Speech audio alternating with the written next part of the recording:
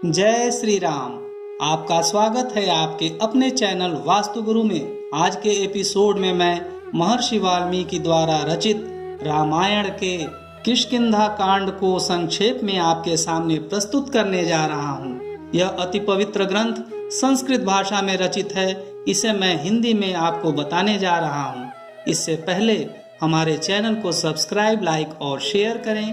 Comment box में comment करें एवं बेल आइकॉन यानी घंटी वाला बटन ऑल ऑप्शन में जाकर जरूर दबाएं, जिससे आने वाले एपिसोड की जानकारी आपको मिलती रहे। क्योंकि हमारा चैनल धार्मिक एवं पौराणिक कथाएं, व्रत, पूजा विधि, अनुष्ठान एवं वास्तुशास्त्र की सही जानकारी आपको देता है। हम आपको वही जानकारी देते हैं जो कि प्रामाणिक हो।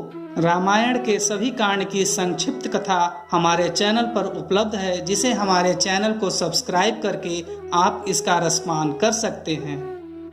तो आइए भगवान श्री राम का स्मरण करते हुए सुनते हैं किष्किंधा कांड की संक्षिप्त कथा।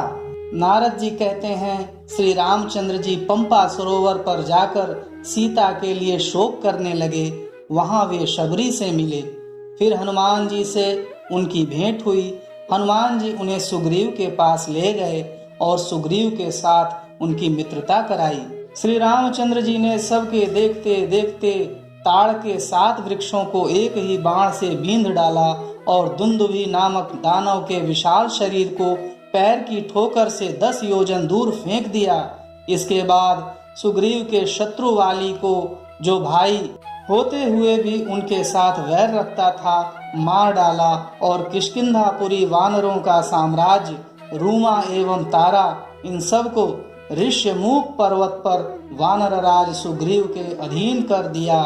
तदनंतर किष्किंधापुरी के स्वामी सुग्रीव ने कहा, श्री राम, आपको सीता जी की प्राप्ति जिस प्रकार भी हो सके ऐसा उपाय मैं कर रहा हूँ। यह सुनने के बाद श्री रामचंद्र जी ने माल्यवान पर्वत के शिखर पर वर्षा के 4 महीने व्यतीत किए और सुग्रीव किष्किंधा में रहने लगे।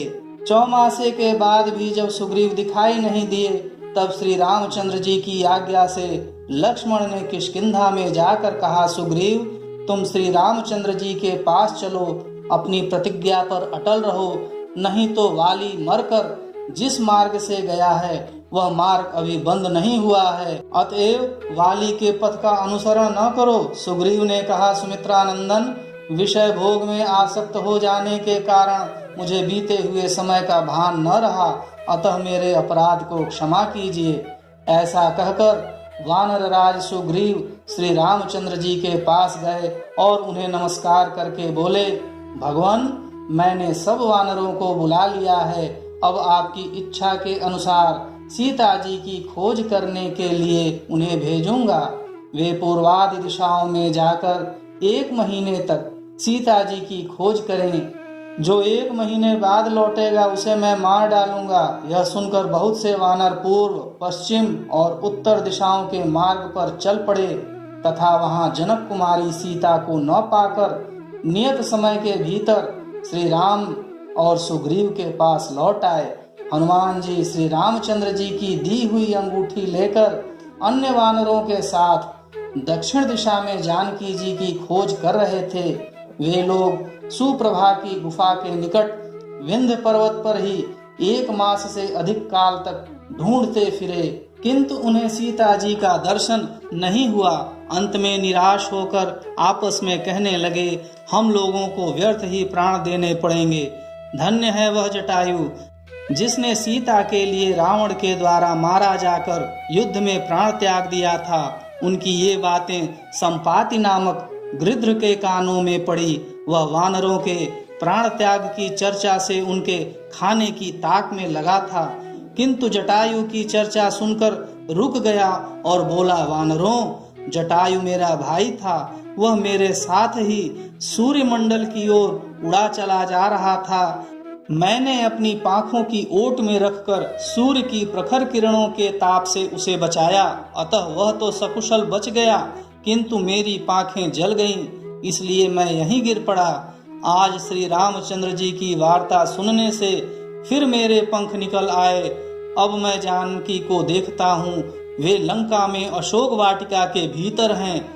लवण समुद्र के द्वीप में त्रिकूट पर्वत पर लंका बसी हुई है। यहाँ से वहां तक का समुद्र 100 योजन विस्तृत है। यह जानकर सब वानर श्री राम और सुग्रीव के पास जाएं और उन्हें सब समाचार बता दें। इस प्रकार रामायण कथा के अंतर्गत किष्किंधा कांड समाप्त हुआ। आप सभी प्रकार के धार्मिक कथाएं एवं पौराणिक कथाओं को सुनने के लिए हमारे चैनल को अवश्य सब्सक्राइब करिए। जय श्री राम।